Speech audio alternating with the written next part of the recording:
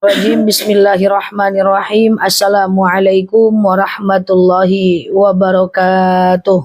Waalaikumsalam warahmatullahi wabarakatuh. Alhamdulillahil wahidil qaharil azizil ghafaril mukawwirul laili 'alan nahar tazkiratan li ulil qulubi wal absar tabsiratan li zawil albabi wal i'tibar. Walhamdulillahilladzi nahmaduhu nasta'inuhu nastaghfiruh wa na'udzu billahi min syururi anfusina wa min sayyiati a'malina may yahdihillahu fala mudhillalah wa may yudlilhu fala hadiyalah. Nashhadu an la ilaha illallah nashhadu anna muhammadan abduhu wa rasuluh la nabiyya ba'dah amma ba'd. Kama qala Allah Ta'ala azza wa jalla fi kitabihil karim, na'udzu billahi minasyaitonir rajim. Bismillahirrahmanirrahim. Ya ayyatuhan nafsul mutmainnah irji'i ila rabbiki radiyatan mardiyah fadkhuli fi ibadi wadkhuli jannati al-ayah. Wa kama qala nabiyyuna Muhammad ibn Abdullah, man salaka tariqan yaltamisu fihi ilman sahalallahu bihi tariqan ilal jannah. Al-hadis sadaqallahul azim. Ibu-ibu yang saya sayangi karena Allah, sebelum kita mulai tausiah kita berdoa kepada Allah, semoga siapapun kita yang hadir, insya Allah Allah sehatkan badan kita, Allah kuatkan jasad kita, Allah tambah ruh keimanan kita, Allah luaskan rezeki kita, Allah angkat segala masalah kita, Allah jauhkan kita dari orang-orang zalim, Allah matikan kita dalam keadaan husnul khatimah, amin, Allahumma amin. Selanjutnya, innallaha wa malaikatahu yusalluna 'alan nabi ya ayyuhalladzina amanu sallu 'alaihi wa sallimu taslima. Salawat salam kita hadiahkan kepada baginda Rasulullah sallallahu alaihi wasallam dengan lafaz Allahumma salli ala Muhammad wa ala ali Muhammad. Ibu-ibu, hari ini adalah Senin kedua kita membahas tentang bab fikih. Maka kita akan membahas tentang bulan Muharram karena ini bersempena dengan momentum bulan Muharram. Maka ibu-ibu yang saya sayangi karena Allah, kita simak sebentar, kita perhatikan tentang Muharram. Belum lagi saya sampaikan dalam majelis ini. Muharram itu adalah kemarin ya, tanggal 7 Juli. Walaupun di malam minggunya ada kabar dari pemerintah yang membuat kita langsung gusar bahwa 1 Muharram itu adalah tanggal 8 Juli. Tetapi so far sih perbedaan tanggal itu udah biasa terjadi di sebelum-sebelumnya. Nah, kita akan membahas tentang Muharram.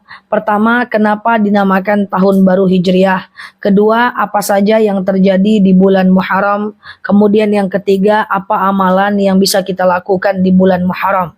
Jadi dulu kita ini ikut penanggalan orang non-muslim, orang-orang yang sebelumnya, orang-orang Yahudi, orang-orang Nasrani dulu.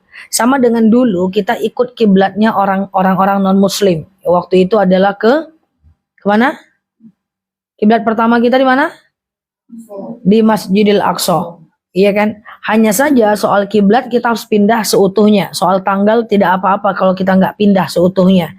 Karena dia bukan terkait dengan ibadah, tapi cuma dengan penanggalan dan perhitungan waktu saja. Kalau untuk dari kiblat kita dari Aqsa ke Masjidil Haram itu memang ada dalil perintah. Qad nara taqallaba wajhika fis sama falanwalliyannaka qiblatan tardaha fawalli wajhaka syatral Masjidil Haram. Hadapkan mukamu ke Masjidil Haram. Memang ada perintah pindah dari Masjidil Aqsa pindah ke Masjidil Haram. Jadi walaupun kita sekarang sholatnya di Aqsa, tinggal di Aqsa, tetap sholatnya menghadap ke Masjidil Haram. Dan mau tidak mau, suka nggak suka, bahwa Masjidil Aqsa itu adalah kiblat pertama orang Islam. Nah, kalau kiblat itu dia pindah seutuhnya. Tapi kalau penanggalan boleh tidak pindah, tetapi juga kita harus mengetahui keutamaan penanggalan Islam. Nah, ada yang agama sebelumnya dengan agama Islam itu pindah seutuhnya, kayak kiblat. Ada yang pindah tapi separuh. Contoh tawaf. Dulu orang Yahudi tawaf juga. Cuman mereka tawaf nggak pakai baju. Dan di dalam Ka'bah dulu ada berhala. Namanya Lata, Uzza, Mana, Wusto. Jadi orang dulu tawaf, kita juga tawaf. Tapi kita pindah sedikit, kita mengadaptasi. Itu namanya syar'u man qablana. Kita pindah, sekarang dengan Fathul Mekah, pembebasan kota Mekah, itu semua Lata, Uzza, Mana, Wusto dihancurkan. Akhirnya Ka'bah itu kosong seperti sekarang. Dulu kan Rasulullah hijrah dari Mekah ke Madinah. Setelah menang di Madinah, kan kita langsung menyerang kota Mekah dengan membebaskan kota Mekah. Saat itu Bilal kan azan di atas Ka'bah, betul ya. Dan saat itu berhala di dalam Ka'bah itu dihancurkan.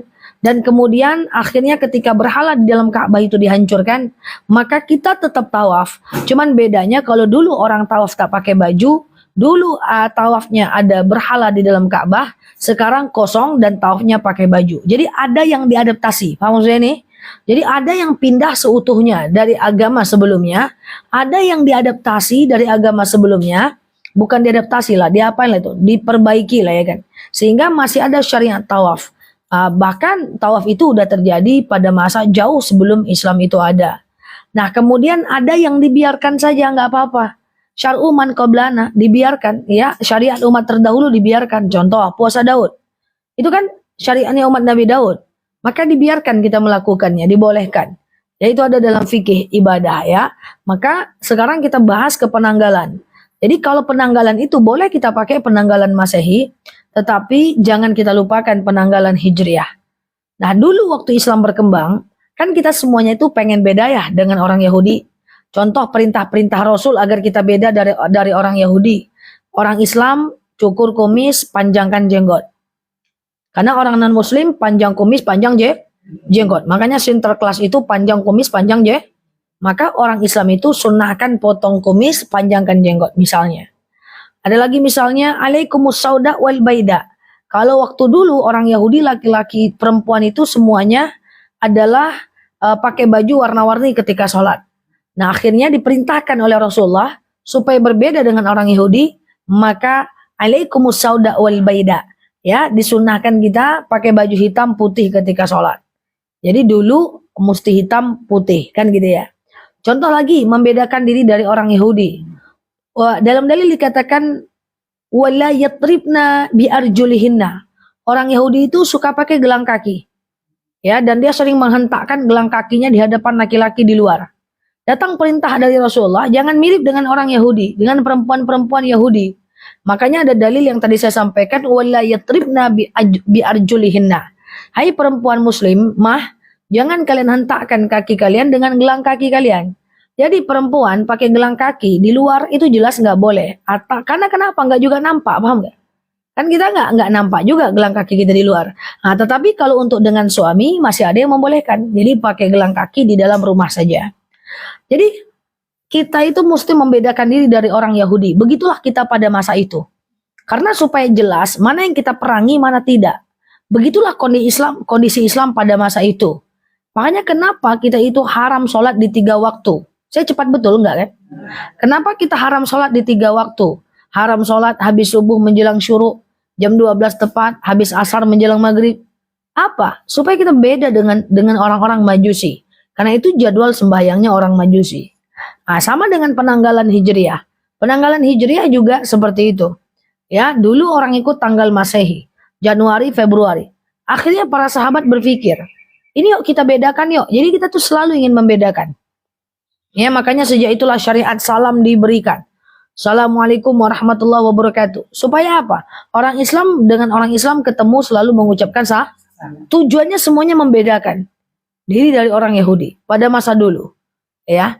Nah sekarang sama dengan penanggalan. Jadi orang-orang non-muslim itu pakai Januari, Februari, Maret, April. Nah kawan-kawan para sahabat Rasulullah ingin berbeda. Ya akhirnya gimana kalau kita ciptakan tahun Hijriah sendiri. Tahun Islam sendiri.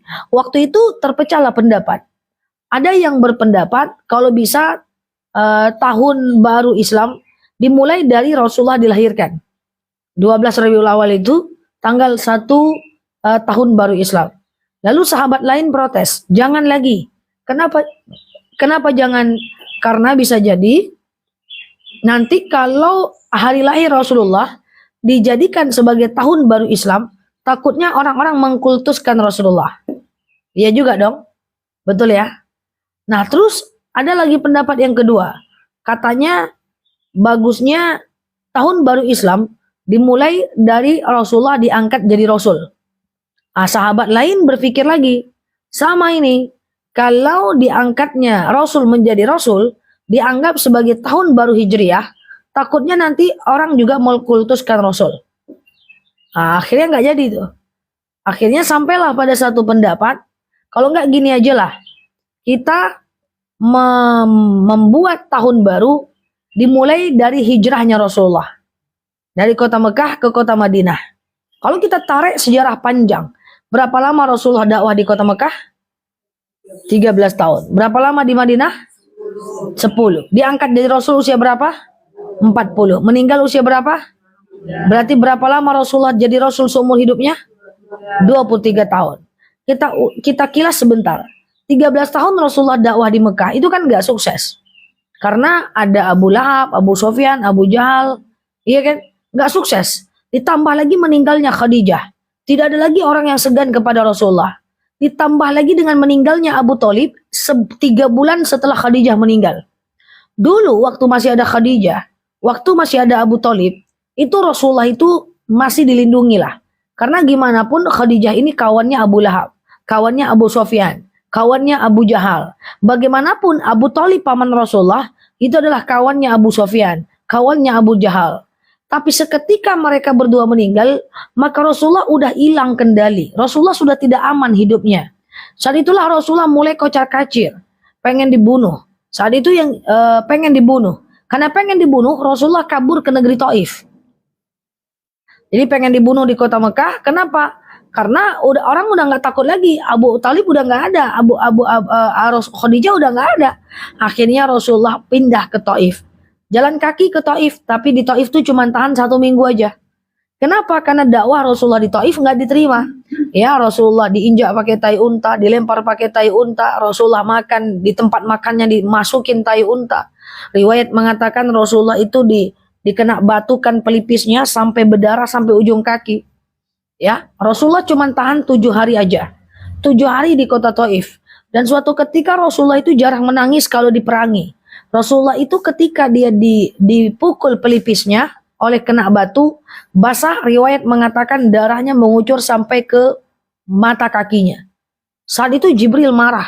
Apa kata Jibril? Saya pernah ceritakan, ya Muhammad irfa' yadak ilas sama. Hai Muhammad, kau angkat tangan kau ke langit sekarang juga. Kau minta kepada Allah agar Allah balikkan bukit Taif ini. Nanti aku yang akan membalikkan, kata malaikat Jibril. Lalu apa kata Rasulullah? Kata Rasulullah, Rabbi ja'al hadha baladan aminan warzuq ahlahu minas samarat. Ya Allah, berikan bukit Taif ini bukit yang aman dari segala macam buah-buahan. Jangan kau ikuti apa kata Jibril. Ini orang Taif bukan orang jahat. Mereka cuman belum paham saja. Akhirnya itulah sebab Taif itu sampai sekarang sejahtera. Ibu-ibu kalau pergi ke Taif itu buah-buahan murah.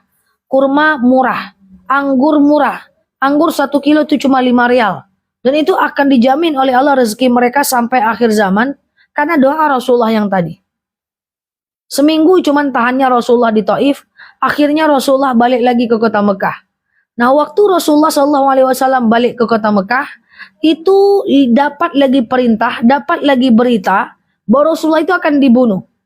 Kenapa orang Yahudi ini mulai berani? Karena tadi karena Khadijah sudah meninggal. Abu Thalib sudah meninggal. Nah, saat dapat berita Rasulullah akan dibunuh, saat itu Rasulullah udah mulai ketakutan. Akhirnya Rasul datang menemui Abu Bakar. Ya Abu Bakar, ada apa ya Rasulullah? Temani aku untuk keluar dari kota Mekah ini. Karena ada orang yang ingin membunuh aku. Kemudian saat itu Ali bin Abi Thalib mendengar kabar itu. Lalu Rasulullah pulang ke rumahnya, datanglah Ali bin Abi Thalib. Ya Rasulullah, kata Ali bin Abi Thalib, orang-orang akan membunuhmu, orang Yahudi akan membunuhmu. Dan akan membunuhmu tengah malam nanti menjelang subuh. Apa kata Ali bin Abi Thalib? Gini ya Rasulullah, biar aku yang menggantikan tempat tidurmu, kamu pergi ajalah hijrah dengan Abu Bakar. Apa kata Rasulullah kepada Ali bin Abi Thalib? Bagaimana nanti kalau kau yang dibunuh, wahai Ali? Apa kata Ali? Mereka tidak akan membunuhku ketika mereka melihat bahwa itu bukan engkau ya Rasulullah. Lama ngobrol di dalam rumah Rasulullah. Lalu Ali bin Abi Thalib menggantikan tempat tidur Rasulullah. Dia sanggup untuk mensandra nyawanya demi cintanya kepada Islam dan Rasulullah. Lama ngobrol di dalam, diselimutilah Ali bin Abi Thalib oleh Rasulullah. Lalu orang kaum muslimin, orang non muslim keburu udah mengepung. Jadi akhirnya Rasulullah lewat pintu belakang, rumahnya udah dikepung, dan orang Yahudi itu kalau membunuh itu serius. Serius. Ya, dan akhirnya Rasulullah mengambil pasir, kemudian dia lemparkan ke mukanya orang Yahudi itu, datang pertolongan dari Allah, untuk kemudian orang Yahudi itu tidak melihat Rasulullah berlari. Rasulullah lari langsung menjemput Abu Bakar, mereka hijrah dari Mekah ke Madinah. Kalau kita umrah sekarang, jalan dari Mekah ke Madinah itu arah utara. Kita berjalannya itu arah utara. Tetapi Rasulullah waktu hijrah dia muter arah selatan. Kenapa? Karena Rasulullah kabur melalui arah utara, orang Yahudi juga pasti tahu. Karena waktu itu satu-satunya kota yang ada manusianya cuma Madinah. Kemana lagi? Udah pasti Rasulullah ke kota Madinah. Karena kota lain gak ada kehidupan. Paham maksudnya nih? Akhirnya itu Madinah arah utara. Mereka berputar jalan ke arah selatan. Dan itu berdua saja. Nah, siapa yang membantu mengangkut bahan makanan adalah anaknya Abu Bakar. Saat itu usia kehamilan yang sangat tua. Sampai akhirnya mereka, kalau sekarang kita dari Mekah ke Madinah, itu kan jalan datar. Kalau dulu waktu hijrah, itu naik gunung, turun gunung, naik turun gunung, turun gunung, naik turun, turun gunung. Jadi Abu Bakar itu di atas dulu dia. Abu Bakar naik dulu, lalu ketika Abu Bakar di atas, dia tengok di bawah aman enggak. Kalau aman, dia suruh Rasulullah naik lagi ke bukit. Abu Bakar turun, naik lagi lah. Abu Bakar nyampe di atas, ternyata aman, barulah Rasulullah naik. Begitu seterusnya. Dan itu naik bukit, turun bukit. Nah, makannya pakai apa? Yang membantu mengantarkan makanan kepada mereka adalah anak dari Abu Bakar yang berpura-pura mengembala kambing sambil mengantarkan makanan untuk Abu Bakar dan Rasulullah. Waktu perjalanan hijrah itu, Abu Bakar itu selalu jalan di depan, Rasulullah di belakang. Waktu Rasulullah motong, Abu Bakar ke depan lagi. Rasulullah motong, Abu Bakar ke depan lagi. Lalu kemudian bertanyalah Rasulullah kepada Abu Bakar, "Ya Abu Bakar, kenapa kau selalu jalan di depanku? Ketika aku potong, kau jalan lagi di depanku. Ketika aku potong, kau jalan lagi di depanku. Kenapa ya Abu Bakar?" Apa kata Abu Bakar sambil menangis? "Ya Rasulullah, orang Yahudi bisa jadi akan menemukan kita dan akan membunuh kita. Biarlah aku di depan ya Rasulullah. Kalau engkau di depan, kau mati duluan, umat akan sedih. Tapi kalau aku mati, cuman keluargaku yang bersedih." Nah, begitulah hebatnya Abu Bakar. Lalu kemudian mereka nyampe di namanya Bukit Sur. Ibu-ibu yang udah pergi umroh nanti kalau masih muda-muda naiklah ke Bukit Sur itu. Ya, sekarang naik Bukit Sur cuma 4 jam. Dulu saya pernah naik rasakan 6 jam, rasakan 4 jam. Kalau Gua Hiro itu dia cuma 2,5 jam. Kalau Bukit Sur itu agak tinggi. Ya, Rasulullah naik ke Bukit Sur, ternyata ternyata orang Yahudi sudah menyebar untuk mencari mereka. Mereka masuk ke dalam gua dan kemudian mereka melihat kaki-kaki orang Yahudi itu berjalan di depan gua itu. Lalu kemudian Rasulullah berdoa, lalu kemudian Allah menurunkan mukjizatnya, Allah menurunkan pertolongan, ditaruhlah sarang lebah yang kayaknya sudah lama di depan gua itu. Saat itu Rasulullah capek dan dia tertidur di paha Abu Bakar. Saat Rasulullah tertidur dalam proses perjalanan hijrah di paha Abu Bakar menyelontorkan kakinya, lalu kemudian Rasulullah tidur di atas pahanya. Kita udah tahu ceritanya. Saat itu Abu Bakar disengat binatang berbisa. Saat disengat binatang berbisa, dia tidak pengen mengganggu Rasulullah tidurnya. Dia tahan sakit luar biasa. Lalu kemudian makin lama makin bengkak disengat binatang berbisa. Dia tahan sampai tak tahan, menangislah dia. Saat dia menangis, meneteslah air matanya ke kening Rasulullah. Saat menetes air matanya ke kening Rasulullah, Rasulullah terbangun. Terbangun karena apa? Karena tetesan air mata dari Abu Bakar. Lalu Rasulullah ngomong kepada Abu Bakar, "Ya Rasulullah, ya Abu Bakar, kenapa engkau tidak membangunkan? Kenapa engkau? Itu jempolku disengat binatang berbisa ya Rasulullah. Kenapa kau tak bangunkan saja aku? Aku tak ingin mengganggu tidurmu yang sangat nyenyak ya Rasulullah, karena kita udah jauh berjalan kaki." Lalu Abu Bakar menangis tak tahan sakitnya di ujung kaki. Lalu kemudian Rasul berkata, "La takhaf wa la tahzan, innallaha ma'ana." Jangan takut Abu Bakar, jangan sedih Abu Bakar. Allah Subhanahu wa taala bersama kita. Itulah dahsyatnya Abu Bakar. Abu Bakar itu luar biasa, dikenal sebagai Abu Bakar As-Siddiq, yaitu orang yang paling percaya kepada Rasulullah. Kita kilas sebentar balik. Waktu Rasulullah jalan dari Mekah ke Palestina, dari Palestina berangkat ke Sidratul Muntaha, ke langit, itu cuma 1 detik, nggak ada orang yang percaya. Cuman Abu Bakar lah yang percaya. Apa kata Abu Bakar? Kalau Rasulullah yang ngomong, tak perlu aku cari tahu, aku percaya. Itulah Abu Bakar, mertua Rasulullah yang anaknya adalah Aisyah yang dijadikan istri Rasulullah. Makanya diberi gelar Abu Bakar As-Siddiq. Bayangkan 1 detik jalan Mekah Palestina 1200 kilo, kemudian dari Palestina ke Sidratul Muntaha cuman 1 detik saja. Tapi Abu Bakar adalah orang yang paling percaya. Waktu itu Rasulullah diuji, emangnya di jalan kau ketemu siapa aja? Rasul mampu menjelaskan siapa aja orang yang ditemuinya di jalan. Dan ketika orang itu pulang ke kota Mekah, memang betul cerita Rasulullah itu bertemu dengan mereka di jalan. Itu Masya Allah. Makanya kalau cari sahabat itu, carilah kayak Abu Bakar As-Siddiq.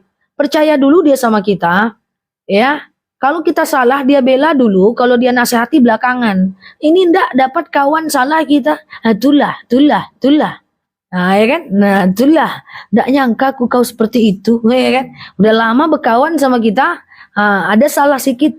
Aku ndak nyangka kenapa engkau seperti itu dan seterusnya, ya. Jadi ibu-ibu yang saya sayangi karena Allah, inilah hebatnya Abu Bakar.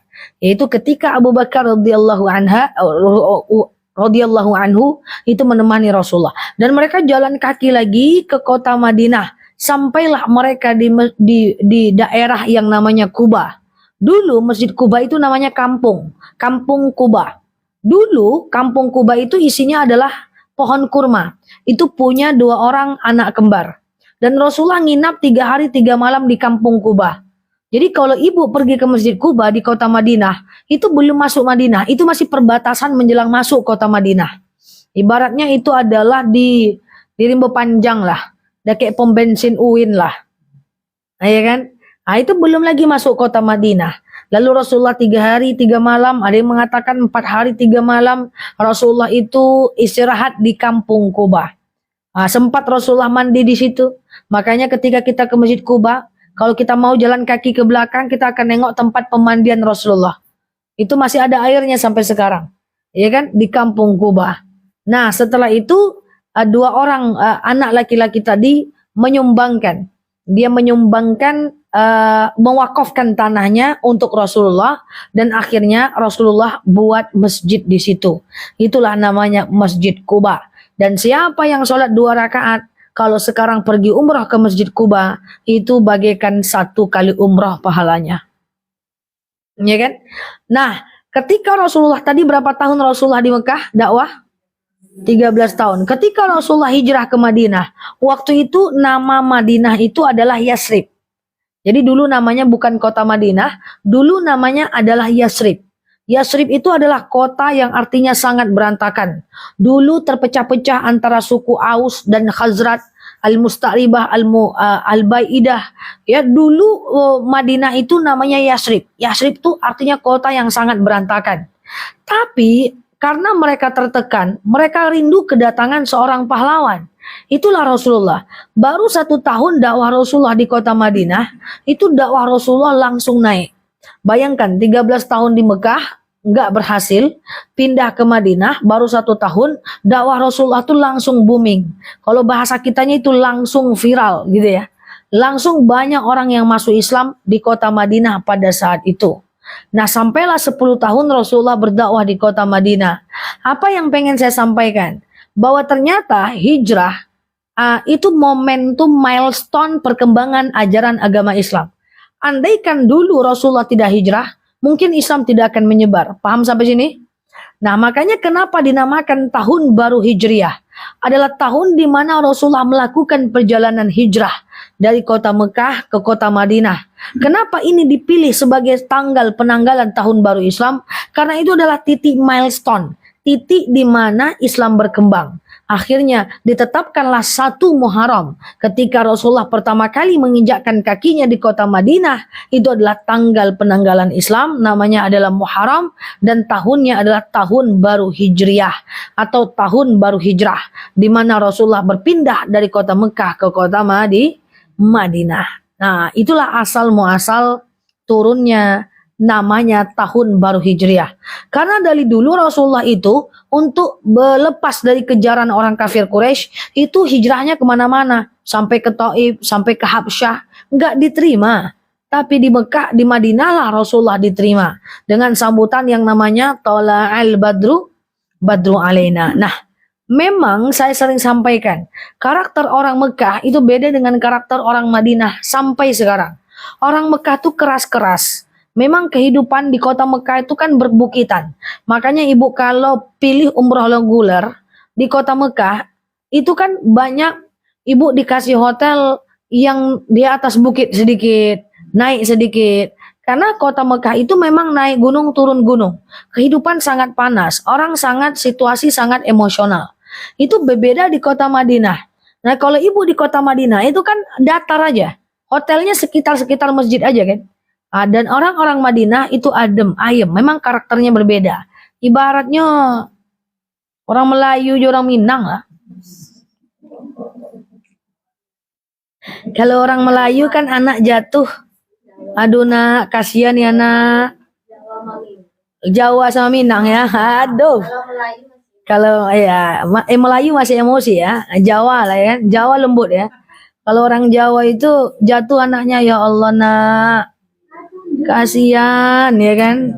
Sakit duk kata dia kan. Lembut betul. Kalau orang Minang bakal lesek tulah ngango-ngango aja. Kalau orang Minang tulah ngango-ngango aja. Ndak mancalia mato dilutui. Mangkaleng siang sih orang Minang. Tapi cuma lewat orang Minang mulu ya kan. Jadi makanya kalau Jawa satu, Minang satu suami istri. Jawa satu, Minang satu. Kasihan lah orang Jawa. Baru ngeraskan suara sedikit marah-marah ya.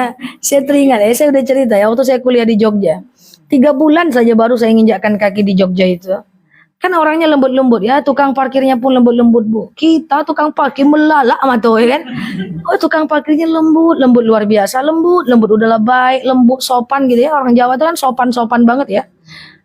Baru 1 bulan lah ya, akhirnya saya ditelepon lah ya sama keluarga sama orang tua. Di mana nak? Janganlah marah-marah mak. Siapa yang marah? Nggak ada orang marah dong. Tuh marah kan gitu. Terkejut saya mendengarkan suara yang sebegitu besarnya, suara orang Minang ya. Sado bakelingsengan ya. Nah. Jadi kalau anak orang Jawa jatuh apa katanya kali ini? Allah nak, kasihan kamu nak gitu kan. Kasihan ya Ndo ya Bude. Ndo. Kalau orang Minang ndak bamato. Itulah ibaratnya ya Mekah Madinah tuh dia jauh lah ya. Jadi dia beda. Nah, jadi inilah momentum di mana Rasulullah SAW hijrah dari kota Mekah ke kota Madinah itu di bulan Muharram. Nah, ibu-ibu, yuk kita pelajari apa saja kejadian-kejadian para nabi yang terjadi pada bulan Muharram. Nah, tadi itu peristiwa hijrah ya. Oke. Nah, ibu-ibu yang saya sayangi karena Allah, yang pertama, bulan Muharram ini banyak kejadian spektakuler ya yang dihinggapi oleh para nabi. Yang pertama di bulan Muharram adalah bertaubatnya Nabi Adam. Kita udah tahu ceritanya bahwa Nabi Adam alaihi salam itu Allah letakkan di surga bersama istrinya Siti Hawa. Apa perintah Allah? Perintah Allah adalah wa qulna ya Adam uskun anta wa zawjukal jannah wa la taqraba hazihi syajarata fatakuna minaz zalimin. Oke? Wa qulna ya Adam uskun anta wa zaujukal jannah. Hai Adam, tinggallah engkau anta wa zaujuka, engkau dan istrimu di dalam surga ini. Jadi Adam ini disuruhlah tinggal dalam surga. Wala taqraba hadhihi syajarah. Jangan kau dekati pohon ini. Jadi orang kita banyak menamakannya pohon khuldi, tapi tidak ada dalil yang menjelaskan tentang nama pohon itu. Yang penting jangan kau dekatin pohon ini. Ya. Nah, kalau kau dekati, maka kau termasuk orang-orang zalim. Ya kan? Maka kemudian Nabi Adam tidak mendekati, datanglah syaitan. Sekelas Nabi digoda apalagi sekelas jamaah Nurul Mawaddah. Ya kan? Nah, digoda oleh syaitan, akhirnya dia dekati pohon itu, Allah marah. Ketika Allah marah, Allah turunkan Adam ke bumi. Waktu itu Nabi Adam diturunkan di India dan Siti Hawa diturunkan di Jeddah. Bertemulah di padang Arafah.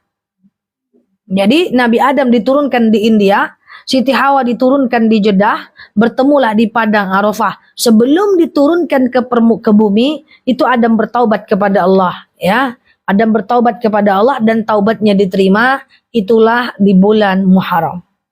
Clear? Nah, itu kejadian. Nah, kemudian yang kedua, gimana? Ada yang kurang jelas?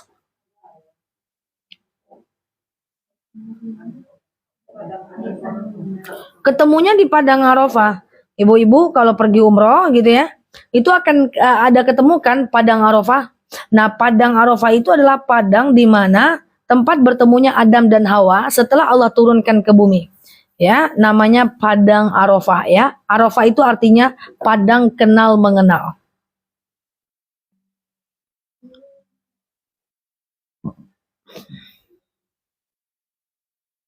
Itu kejadian pertama di bulan Muharram. Yang kedua, termasuk kejadian di bulan Muharram adalah dibakarnya Nabi Ibrahim dan diselamatkan oleh Allah. Jadi masing-masing nabi ini kan diturunkan dengan musuhnya masing-masing. Musuhnya Nabi Musa adalah Fir'aun. Musuhnya Nabi Ibrahim adalah Raja Namrud. Musuhnya Nabi Muhammad adalah Abu Lahab, Abu Sofyan, Abu Jahal. Kan begitu kan? Nah, musuh itu adalah namanya kafir harbi. Kafir yang memerangi agama Islam. Jadi musuh kita itu cuman kafir harbi. Kafir yang memerangi agama Islam. Kalau dia kafir, teman kita tidak memerangi Islam, maka kita tidak boleh membencinya dan dia bukan musuh kita. Ini jangan semua orang kafir pula dimusuhi. Kafir yang dimusuhi itu cuman kafir harbi saja. Kafir yang memerangi agama Islam. Tapi kalau kafir yang tidak memerangi agama Islam, jangan dihina-hina, jangan diejek-ejek, jangan dinista-nistakan. Tidak boleh. Kan Rasulullah bilang kan Allah bilang la ikraha fiddin. Tidak ada pemaksaan dalam agama. Lakum dinukum waliyadin, bagimu agamamu, bagiku agamaku. Ini kadang-kadang kita bukan kafir harbi, orang tuh nggak ngapa-ngapain, kita benci pula dia karena dia kafir. Tak boleh. Iya kan? Nah, tidak ada pemaksaan dalam agama. Yang menjadi musuh kita adalah kafir harbi saja. Kafir yang memerangi agama Islam. Nah, jadi Nabi Ibrahim ini musuhnya adalah Raja Namrud. Iya kan? Waktu itu ujian Nabi Ibrahim diapakan? Ujian Nabi Ibrahim adalah dibakar. Ya, Raja Namrud. Raja Namrud. Pernah dengar Raja Namrud?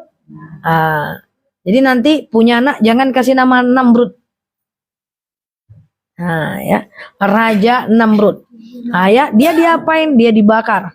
Ya, dia dibakar lalu muncul pertolongan dari Allah. Apa kata Allah? Qulna ya narukuni bardaw wa salama ala Ibrahim. Hai api, bardaw wa salama ala Ibrahim adalah jadilah engkau dingin dan penyelamat bagi Nabi Ibrahim. Nabi Ibrahim diselamatkan dari kafir harbi, dari Raja Namrud, itu terjadi pada bulan Muharram. Clear? Yang ketiga adalah Nabi Musa, diselamatkannya dari kejaran Fir'aun. Saya cerita tentang Nabi Musa. Ibu-ibu yang saya sayangi karena Allah, Nabi Musa ini adalah Rasulullah, membawa kitab dan membawa syariat. Syariatnya umat Nabi Musa itu adalah sholatnya 50 kali sehari semalam. Nabi Musa punya musuh namanya Fir'aun. Tadi Nabi Ibrahim punya musuh namanya Raja Namrud. Nabi Musa saat dia dikejar-kejar oleh Fir'aun, oleh pasukan Fir'aun, maka Nabi Musa berlari, maka Nabi Musa terbuntulah di sebuah laut yang bernama Laut Merah. Saat itu pertolongan Allah datang. Apa pertolongan Allah? Nabi Musa kemudian menghentakkan tongkatnya, lalu kemudian Laut Merah itu terbelah. Nabi Musa lolos lewat di kejaran Fir'aun. Fir'aun ini kepo pula dia tak punya ilmu, tak punya sesuatu, ikut pula dia ke dalam laut itu. Maka tenggelamlah Fir'aun dengan pasukannya di dalam laut itu. Dan kejadian itu adalah terjadi di bulan Muharram. Kita Bu, kalau bicara kita para nabi-nabi ini sedih kita Bu. Para nabi dan rasul itu susah payah membawa ajaran kepada kita. Kita cuma ngikut aja. Coba ya Nabi Musa itu. Nabi Musa alaihi salam itu punya saudara kandung. Namanya Nabi Harun. Tahu Nabi Harun? Nabi Harun itu adalah saudara kandungnya Nabi Musa. Saya cerita sedikit. Betapa susahnya para nabi membawa kepada umatnya kepada kebaikan. Susah payah mengajak umatnya ikut kepada kebaikan. dan supaya tidak balik ke dalam ajaran Fir'aun. Gitu kan? Nah, artinya apa? Nabi Musa waktu itu cukup panik. Bahasa kitanya stres lah dia. Jadi dia dengan sahabat yang sudah masuk ke dalam ajaran agama Nabi Musa, berteduhlah mereka di bawah pohon Sinai. Ketemu Nabi Harun di kaki Gunung Sinai. Ketemu Nabi Harun di kaki Bukit Sinai. Nabi Harun itu adalah saudara kandungnya Nabi Musa. Lalu dengan para sahabat, dengan orang-orang yang sudah masuk ke dalam ajaran agama Nabi Musa, kemudian Nabi Musa ingin naik ke Gunung Sinai. Lalu dia titipkanlah orang-orang yang sudah masuk ke dalam ajarannya kepada Nabi Harun. Coba bayangkan, Nabi Harun, saudaraku, aku ini pengen naik ke atas gunung tuh ha. Kutitipkan orang-orang yang sudah pengikutku kepadamu di bawah Nabi Harun. Kau jaga mereka, jangan sampai mereka hilang entah kemana. Aku titipkan mereka di kaki bukit ini, aku mau ke atas dululah. Lalu kemudian dititipkanlah orang yang sudah ikut kepada dia dengan saudaranya Nabi Harun di kaki bukit Sinai. Waktu Nabi Musa pergi ke lubang Musa, ya 40 hari 40 malam, ya kalau bahasa kitanya bertahanus lah ya. Di lubang Nabi Musa itu, Nabi Musa dalam riwayat dijelaskan ingin bertanya kepada Tuhannya melalui malaikat Jibril. Apa kata Nabi Musa di atas bukit Sinai kepada malaikat Jibril? Ya Jibril, apakah Allah itu mengantuk dan apakah Allah itu tidur?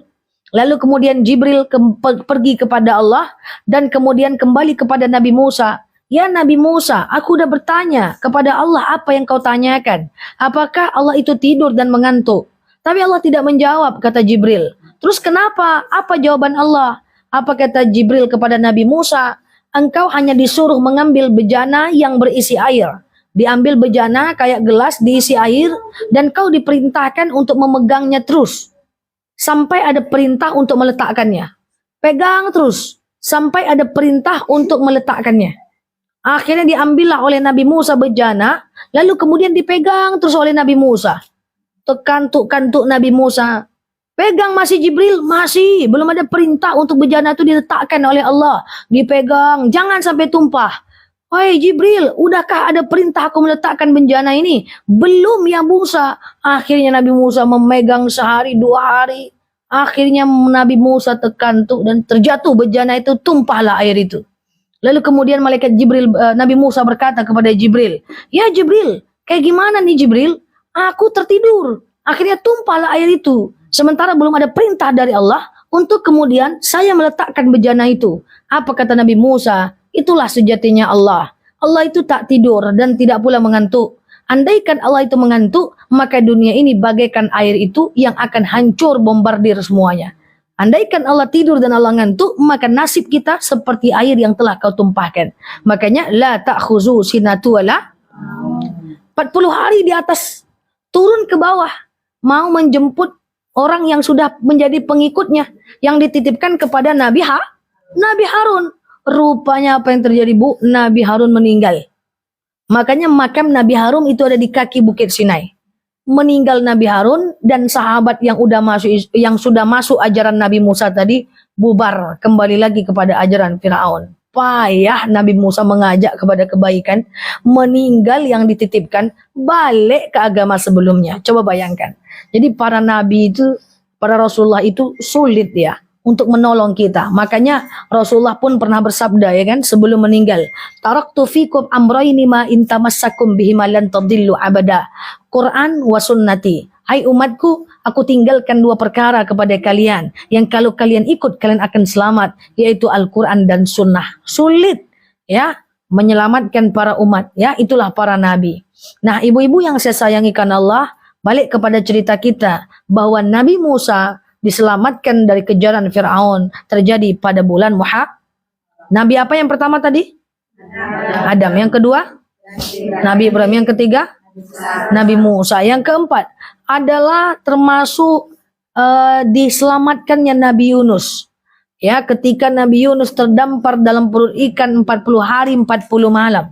Diuji oleh Allah. Lalu Nabi Yunus berdoa dalam perut ikan. Apa kata Nabi Yunus? La ilaha illa anta subhanaka inni kuntu minaz zalimin. Itu dia zikirkan, la ilaha illa anta subhanaka inni kuntu minaz zalimin. Dia zikirkan, akhirnya dia keluar dari perut ikan. Nabi Yunus aja bisa keluar dari perut ikan kalau memohon ampun kepada Allah. Masa kita nggak bisa keluar dari masalah kalau kita memohon ampun kepada Allah?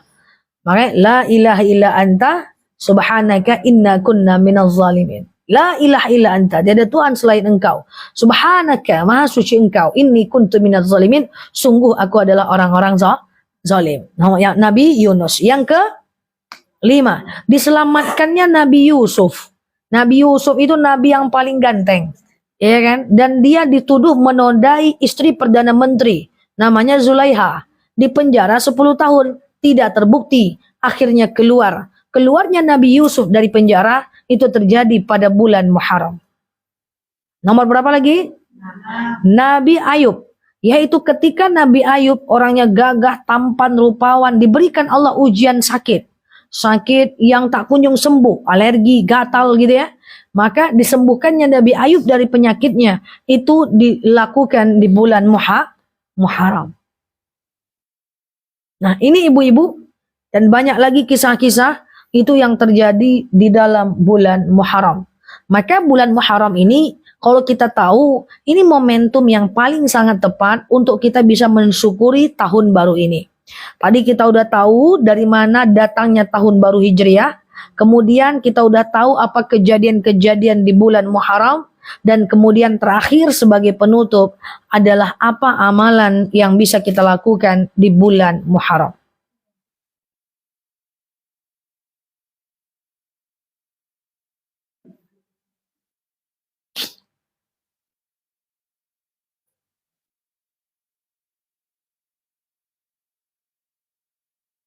Yang pertama, di bulan Muharram kita diamanahkan untuk membaca doa awal dan akhir tahun. Ibu-ibu belum baca, silahkan baca aja doa awal tahun hari ini, nggak jadi masalah. Kemudian yang kedua, disunnahkan kita perbanyak istighfar. Nah istighfar yang paling baik itu adalah Astaghfirullahaladzim alladzi la ilaha illa wal hayyul qayyum wa atubu ilaih. Bacalah 10 kali kayak setiap habis sholat. Atau kalau mau 100 kali atau 20 kali itu disunahkan untuk membaca istighfar mohon ampunan di bulan Muharram. Karena hampir semua para nabi itu bermohon ampun di bulan Muharram. Kayak Nabi Ayub mohon ampun di bulan Muharram. Ya, kayak Nabi Adam bertaubat di bulan Muharram. Betul cerita tadi? Betul ya? Kayak Nabi Ayub, ya, Nabi Yunus ya berdoa ya mohon ampun di bulan Muharram. Maka kita di bulan Muharram banyaklah membaca istighfar astaghfirullahalazim alladzi la ilaha illa huwal hayyul qayyum wa atubu ilaih. Dan ini mengacu kepada kisah para nabi yang hampir semua para nabi yang diuji itu dia tetap bermohon ampun kepada Allah. Nabi aja diuji, apalagi kita ya kan. Dan ujian nabi itu pedih, capek. Ya, ujian kita mah dikit-dikit aja. Oke, pertama tadi baca doa awal dan akhir tahun. Kemudian yang kedua adalah berbanyak istighfar. Yang ketiga, amalan yang sangat dianjurkan di bulan Muharram adalah memperbanyak sedekah. Coba kita cek sedekah kita. Misalnya sedekah kita setiap pagi, setiap subuh 2000, 2000, 2000, 2000. Maka di bulan Muharram dinaikkanlah jadi 3000. Dinaikkanlah jadi 5000. Sedekah kita naikkan di bulan Muharram karena ada dalil masalul ladzina yunfiquna amwalahum fi sabilillahi kamathali habbatin ambatat sab'a sanabila fi kulli sumbulatin mi'atu habbah. Sekali kita bersedekah Allah balas 700 kali lipat. Di bulan Muharram Allah tambahkan 70 kali lipat. Dan maaf, sunnahnya seorang suami adalah memberikan nafkah atau jajan lebih besar kepada istrinya dibanding hari-hari biasa. Nanti Bu De bilang sama Pak De, ya kan kata Ustaz Janela, Pak De tambahkan jajan tuh sedikit. Ya. Jadi memang sangat disunahkan. Ya, sunnah. Sangat disunahkan seorang suami memberikan kelebihan nafkah jajan kepada istrinya di bulan Muharram. Ya kan? Jadi berikan nafkah lebih besar, nanti bulan depan lebih kecil, kan sama aja. Oh enggak ya. Enggak samo tidak ya. Kayak gitu ya. Nah, jadi disunahkan memberikan nafkah lebih besar kepada istrinya di bulan Muharram. Doa awal tahun akhir tahun, istighfar, sedekah. Kemudian yang keempat, amalan yang dianjurkan di bulan Muharram adalah berpuasa sunnah. Nah, puasa yang paling masyhur, yang jelas dalilnya, aman, nyaman kita melakukannya, itu adalah puasa 10 Muharram. Namanya puasa Asyura. Nah, puasa Asyura 10 Muharram lebih kurang 16 Juli. Nanti kalau ada perubahan saya kasih tahu lagi. Ya kan, karena penanggalan di Indonesia ini agak ajaib-ajaib sedikit ya kan. Nah, jadi 16 Juli hari Selasa yaitu sangat dianjurkan berpuasa Asyura. Hanya saja para sahabat berkata kepada Rasul saat sedang puasa Asyura pada masa Rasulullah, "Ya Rasulullah, gimana nih ya Rasulullah? Kita puasa Asyura, orang Yahudi puasa Asyura juga." Maka apa kata Rasulullah? Oke lah, biar beda dengan mereka, tahun depan kita tambah 1. Maka muncullah puasa 9 Muharram, namanya puasa Tasu'ah. Jadi 9, 10 Muharram. 9, 10 Muharram. 9 namanya puasa Tasu'ah 15 Juli. 10 namanya puasa Asyura 16 Juli. Kalau nggak salah hari Senin dan Selasa. Apakah kedua puasa ini harus sahur? Tentu tidak. Apakah orang yang belum ganti puasa boleh melakukan puasa ini? Boleh. Kan ganti puasa itu setahun sampai Ramadan tahun depan. Nggak kayak gitu konsepnya Ustazah. Kan ganti puasa harus lebih diutamakan. Gantilah sekarang. Ya kan? Supaya nggak bolak-balik pula nanti lagi. Nah, seperti itu. Nah, khusus ibu-ibu yang sudah rajin puasa Daud. Nah, antara puasa Daud Senin Kamis dengan Yaumul Bid itu lebih baik puasa Daud. Jadi kalau Bude dan teman-teman lain sudah terbiasa puasa Daud, sehari puasa, sehari tidak, sehari puasa, sehari tidak, sehari puasa, sehari tidak, maka boleh di skip puasa Senin Kamis dan Yaumul Bidnya. Karena puasa Daud jauh lebih utama, supaya penanggalannya tidak ragu nantinya. Tapi kalau ketemu dengan puasa tahunan, seperti Tasu'a dan Asyura, atau Tarwiyah dan Arafah, boleh ditunda dulu puasa Daudnya, nanti dimulai lagi setelahnya. Itu boleh. Karena dia tahunan, dia lebih limited edition. Oke? Nah, selanjutnya poin terakhir, amalan yang paling baik dilakukan di bulan Muharram atau di tahun baru Hijriah adalah kita berhijrah, bertaubat. Ya, tentang kehidupan kita di masa lalu. Makanya saya sering bilang kepada jemaah belakangan ini, tolong hapus foto-foto di sosial media yang masih buka aurat itu. Hapus privat. Yang masih joget-joget itu, maka dihapus di privat. Karena itu menjadi dosa jariah kalau seandainya kita tetap memposting foto yang tidak berhijab. Kan katanya kita pengen hijrah. Itu yang lalu biar berlalu, kita bangun hari yang baru. Jangan cerita-cerita juga lagi Bude ke kawan-kawan. Oh, Bude dulu you can see pakaian Bude. Bude semua dulu coba Bude. Bude apa yang nggak Bude coba di dunia ini dulu? Itu nggak boleh. Yang lalu nggak boleh ceritakan. Foto-foto yang ada di sosial media itu dihapus. Kalau lupa passwordnya, ya udah mau gimana, ya kan? Nanti jangan lagi posting foto-foto yang seperti itu. Kalau nutup aurat boleh, buka aurat jangan, ya. Karena kita pengen hijrah nih. Hijrah ini berat. Kita udah berada di umat akhir zaman, ya. Sudah ciri tanda hari kiamat sudah nampak, sudah banyak betul, ya. Terlalu banyak orang tua yang menangis karena kelakuan anaknya, terlalu banyak anak melawan dengan orang tuanya, terlalu banyak terkasih gugat cerai, terlalu banyak terjadi perceraian. Terlalu banyak laki-laki kayak perempuan, perempuan kayak laki-laki.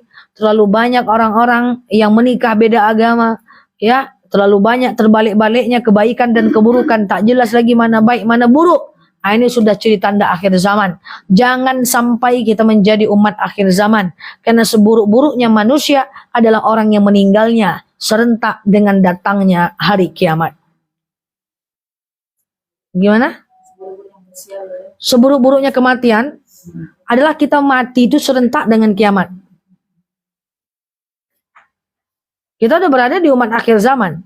Jangan sampai matinya kita ini serentak dengan kiamat. Tak ada orang mendoakan kita. Maka bisa jadi orang-orang yang meninggal duluan itu jauh lebih baik dibanding kita.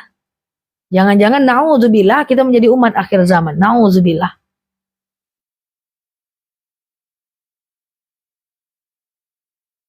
Oke? Nah, ini kita amalkan di bulan Muharram. Kita udah tahu apa, dari mana asal bulan Muharram, apa saja keutamaan bulan Muharram, dan apa saja yang menjadi pegangan kita untuk mengamalkan di bulan Muharram. Sayyidul Istighfar tadi dibaca sering-sering. Nanti setelah tanggal 10 Muharram kita puasa Tasu'ah, Asyura, selang 2 hari ketemu lagi dengan Yaumul Bid kan? Ya, oke. Demikian dari saya. Kalau ada yang mau tanyakan dalam dan luar tema silahkan. Kalau tidak, kita cukupkan.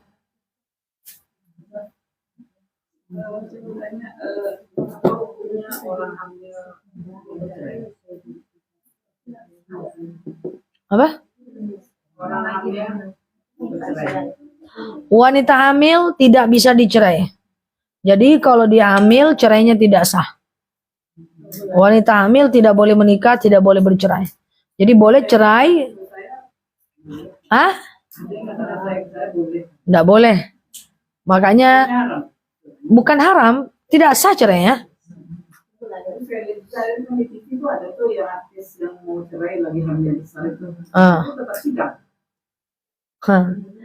Al-waqi' la masdarul hukmi, Bu. Fakta bukan sumber hukum. Ada artis nikah beda agama, apakah boleh nikah beda agama? Ada artis yang bercerai saat hamil, apakah jadi boleh dia? Kan bukan.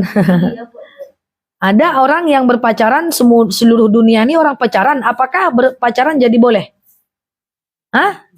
Nah, jadi fakta itu bukan sumber hukum Islam. Ya ada juga yang menceraikan dia. Iya sama aja, nikah beda agama ada hakimnya. Orang liberal. Loh, yang menikahkan Deddy Corbuzier dan mantan istrinya Carlina itu dosen Suludin. Ada ini yang memasukkan cerainya diterima Iya sama, itu bukan sumber hukum, sebenarnya nggak boleh. Nah sekarang kalau nikah beda agama siapa hakimnya? Ya itu juga ya, orang-orang liberal lah yang bekerja di situ. Ah itu dia, orang liberal namanya. Nah, namanya adalah orang liberal.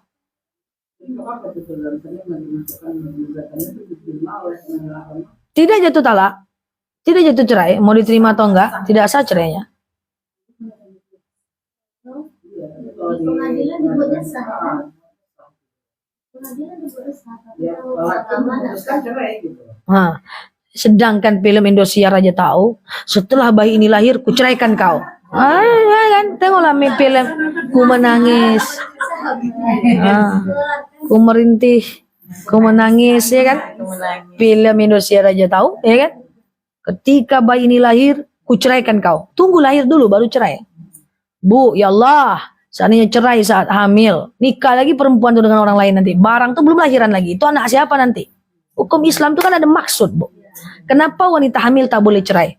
Karena biar perempuan nih tidak menikah dengan orang lain. Kalau dia nikah saat dia hamil, anak siapa lah itu? Jadi masa idah itu kan 3 bulan, 3 bulan atau 3 kali suci. Jadi saya tanyakan katanya 3 bulan itu masa idah itu bukannya mengetahui istrinya hamil jadi mereka boleh cerai. Bukan karena itu katanya, tapi karena 3 bulan itu kalau istrinya hamil boleh nikah lagi. Jadi begitu masa idah itu katanya. Kalau istrinya hamil? Kalau istrinya hamil ternyata masa idah itu tahun hamil, jadi mereka tidak sah cerai kan gitu. Nah artinya saya kan begitu. Tapi katanya bukan begitu artinya. Jadi maksudnya hamil enggak yang perempuan ini setelah habis masa idah dia nggak mau untuk dia nikah lagi gitu. Tujuan masa idah itu banyak. 1, memberikan pengetahuan jangan-jangan istri itu hamil. 2, memberikan jeda kepada mereka untuk berpikir ulang. Apakah mereka mau berpisah atau kemarin itu cuma emosi dan mau rujuk. Hukum Islam itu sudah jelas banyak manfaat. Masa idah itu punya banyak manfaat. Ia memberikan informasi, memberikan kepastian apakah istrinya masih hamil, dalam keadaan hamil. Kalau dia hamil, nggak bisa cerai. Kan kayak gitu kan. Nah, kan gitu maksudnya ya. Nah, kalau dia hamil aja, coba bayangkan. Hamil dia, meninggal suaminya. Masa idahnya kapan? Kalau dia nggak hamil, 4 bulan 10 hari. Kalau dia hamil, tunggu bayi lahir. Saking nggak bolehnya nikah saat hamil. Paham nggak nih maksudnya nih? Bayangkan Bu Feni, kalau dia cerai, terus dia nikah lagi, dia hamil. Sedangkan meninggal aja suaminya, boleh lu nikah lagi, tunggu dulu lahir anak lu, baru lu mulai nikah lagi. Kan gitu ibaratnya. Jadi masa idah tuh tujuannya adalah pertama mengetahui bahwa istrinya ada isi atau tidak. Yang kedua, memberikan jeda, jangan-jangan mereka bisa balik lagi. Karena orang-orang yang cerai itu biasanya adalah orang-orang yang selalu membuat keputusan saat marah. Kan nggak boleh buat keputusan saat sedih, saat marah, saat terlalu bahagia.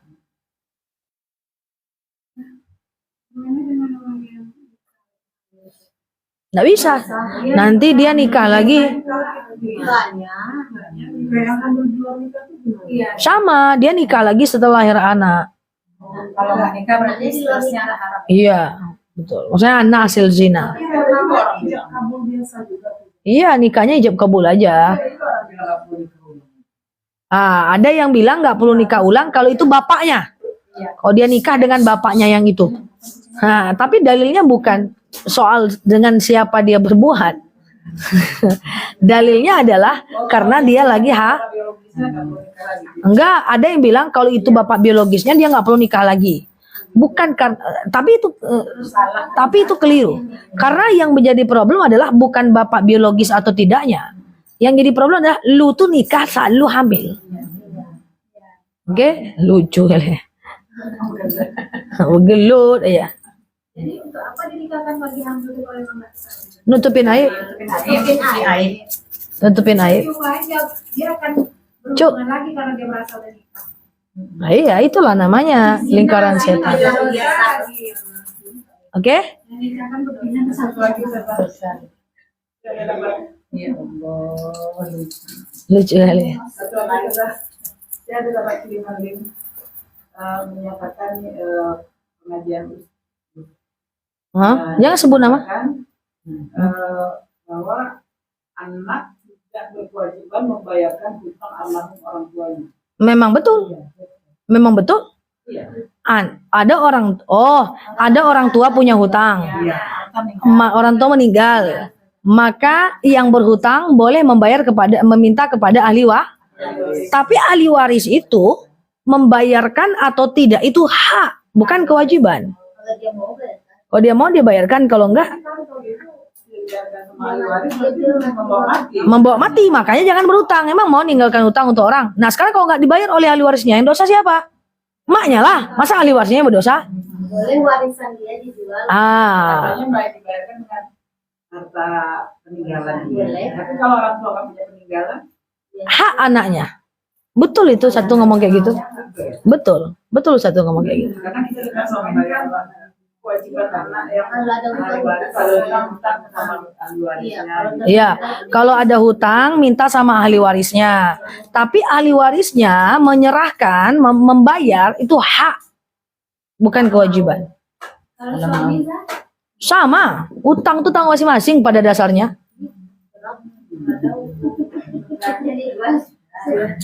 Jual barang yang ada. kalau suami istri ribut, tapi memang kalau mau kalah, tapi dia berdua aja, tapi dia berpisah rumah 3 bulan itu udah Talak. Itu dia nggak mungkin nggak cerita. Dia cerita kedua orang temannya tuh atau ke mama bapaknya kalau dia udah ditalak. Cerita perempuan yang ditalak itu cukup dianggap sebagai saksi. Orang-orang yang gugat cerai ke pengadilan itu kan bawa saksi. Tapi kan nggak ditengok tuh waktu ribut. Cukup ceritakan saja. Menceritakan cerita itu udah dianggap sebagai saksi.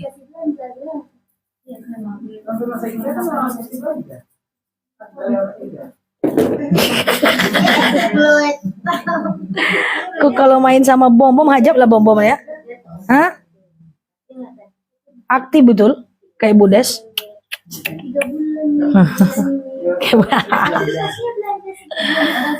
Duduk aja sini baik-baik.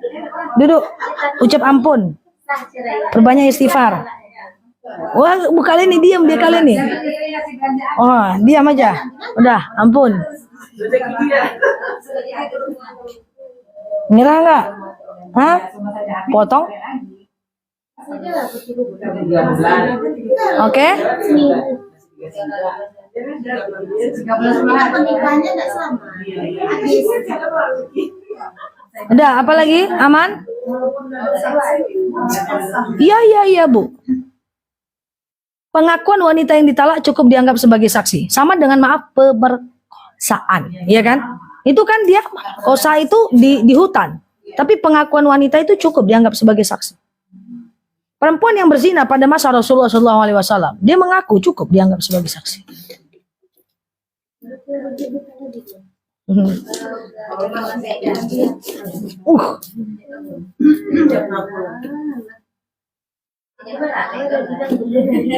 Oke, clear?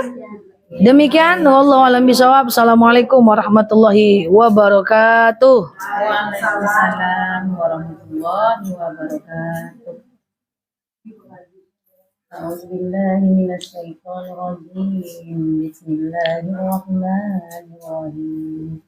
Alhamdulillahi rabbil alamin. Hamdan yuwafi ni'amahu wa yukafi'u mazidah. Ya Rabbana lakal hamdu wa lakas syukru yanbaghi li jalali wajhika wa azimi sultan. Allahumma sholli ala sayyidina Muhammad salatan tunajjina biha min jami'il ahwali wal afat wa taghfirlana biha min jami'il hajat wa tutahhiruna biha min jami'is sayyi'at wa tarfa'una biha indakal a'la darajat wa tuballighuna